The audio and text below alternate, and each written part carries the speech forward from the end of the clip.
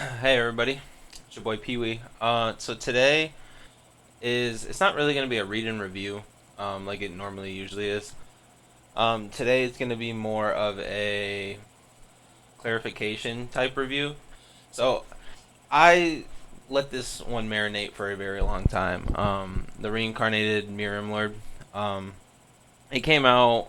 Let's see how long ago. If we scroll all the way down, came out pretty much a year ago. I've been letting it marinate for a while now. Um, I really like it. Clarification though, you see that the title says reincarnated as a Murim Lord, and then right here, Heavenly Demon. There's a lot of controversy about the title of this one, mainly because he isn't, like, I don't want to spoil too much, but he really isn't, like, actually, to hell with the spoilers, that's the whole point of this series, right? He's not actually a heavenly demon. It's just in his first life, his name basically stands for heavenly demon, like Cheonma, and so that's where some places get the title like heavenly demon, even though in reality he's actually a alliance, like an Orthodox alliance leader. Um, but so anyways, that quick clarification out of the way. Today isn't gonna be a read and review. I don't really know how I feel about the read and reviews. I don't know if anyone actually fully watches the reader reviews. Um, But basically, I'm just gonna basically start reading stuff like away, like off camera, and then I'm gonna just do like a small little short review about how I feel about it, give it a rating, and whether I would recommend it or not. So as I said, a couple of days ago, I started reading this one, the Reincarnated Murim Lord, and I will have to say I am genuinely surprised about how good it actually is. Um, I went into it, I was a little hesitant. I read some comments on some other websites about it, and a lot of people, for some reason, that after reading it, I don't understand, say that they don't really like it. But I personally would have to say that it's probably top five Mirim manhwa that I've actually read. Um, it's it's not like your typical one where it's like an OPMC starting out and well, I guess like technically he not right away, but very quickly the power shifts to where he does become pretty strong. Um, and it's more of like this kind of reminds me of like the typical. Well, it is the typical where it's a trash MC regression story, right? So he basically the main character dies and then he ends up in the body of a trash young master, right?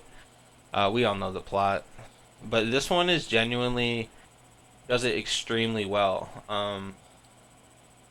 I would say it kind of reminds me of the Heavenly Demon Once a Quiet Life, if I remember that title correctly, where he basically is just a trash MC, like the former MC, like the former owner of the MC's body is trash, and nobody likes him and all that. His fiance wants to break off the engagement, right? But it is a pretty cool way how they do it is if you take if anyone's read like the Heavenly Grand Archives Young Master, I think that's one it is, where it's like the alliance leader reincarnates into another like trash person's body, right? Um but I feel like this one does it slightly better in my opinion. Um Whereas the story it doesn't progress in a way that's either too fast or too slow. Like I feel like the pacing of the story is like just right for the type of story that it is. But basically, he reincarnates into the body of a trash young master. He's his attitude changes. Everybody notices his attitude change, and people actually start to like him, and you know how the typical thing kind of goes. The one thing I really liked about this is even though he was an Orthodox like member and like the alliance leader, he doesn't adhere strictly to his former life's principles, but he also doesn't like do the opposite. But for example, like I remember specifically a part, there was a chapter where he was like, as the alliance leader, I felt this way, or I felt like everything mattered to me, and like basically everything was on his responsibilities and like his shoulders to take care of. But a part of him realizes that with his new life in this body, that he doesn't care about the Murim as a whole anymore. He doesn't bother himself with the Murim alliance that he was once the leader of. Like their problems are their problems, not his problems. Um, and he basically just starts to focus on just the new family that he's in and the people around him and anybody else. He really doesn't. How do I word this? He basically just, the world isn't on his shoulders anymore, and he basically just worries about himself, his people, and sticks to. He does kind of stick to his principles of like being good and righteous, but not too much. Um, like I said, I feel like this is just probably one of the best ways that this story could have been written so far. I think there's like 82 chapters if I remember correctly. Uh, yeah, 82 chapters. And so far, I think, like I said, this is probably top five for me. Now, Comico, the website that I use to read like a lot of my manga, has it as an 8.28 rating.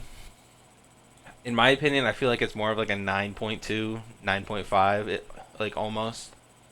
Um, I just think like this is probably one of the better Murim stories out there. Period. I'd say like the only few that I can think off the top of my head that would be better would be um, the Return of the Mad Demon or Crazy Demon, depending on which website you read on. Um, Honestly, I can't really think of.